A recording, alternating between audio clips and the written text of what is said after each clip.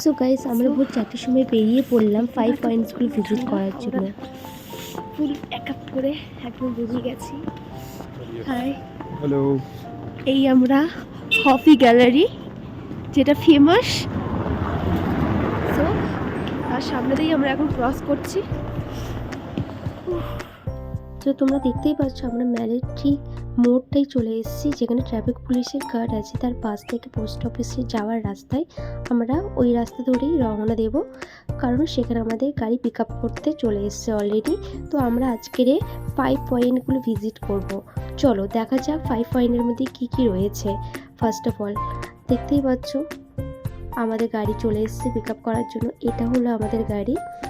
তারপরে আমরা সকাল সকাল ভোর 4টের মধ্যে দারুণ টাইগার সানরাইজটা দেখতে পাচ্ছি। তার পাশে আছে কাঞ্চনজঙ্ঘা। আমি তো বেশ সুন্দর ভিউটা উপভোগ করছিলাম। তারপরে আমরা চলে এসেছি আই লাভ সিনচাল। তার প্রাকৃতিক পরিবেশ আর এই যে বড় হেডিং করে যে পোস্টার লেখা আছে, সেখানে সবাই মিলে ফটো শ্যুট করছে। কি দারুণ ওয়েদার, ওয়াও। আমরা পাহাড়ি রাস্তা ধরে ফের এগিয়ে যাচ্ছি।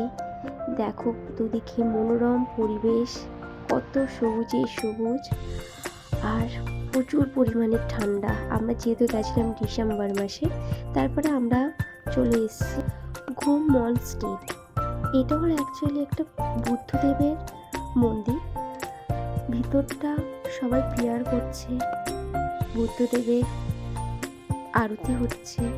আর চারিদিকটা শুধু দেখো কত মানুষের ভিড়, চারিদিকটা দেখো কি সুন্দর পরিবেশ। তারপর আমরা চলে এসে আর একটা লোকেশানে, বাতাসি। এই বাতাসিতে আমরা ওখানে ড্রেস ভাড়া করে আমরা একটু শ্যুট করে নিলাম।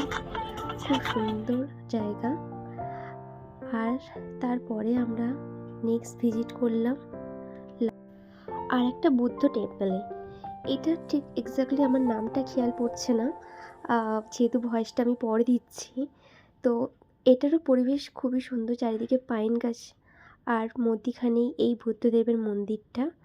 আর বাইরের ভিউটা শুধু দেখো কি দারুণ, কি দারুণ, অসাধারণ।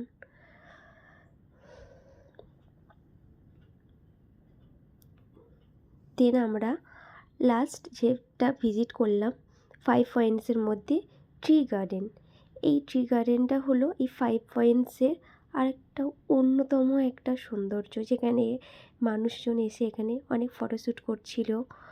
আর গার্ডেনটা দেখো কি মনোরম পরিবেশ, চারিদিকে চা চা চা বাগানেই একদম। তবে এখানে একটু চা গাছ কমই ছিল,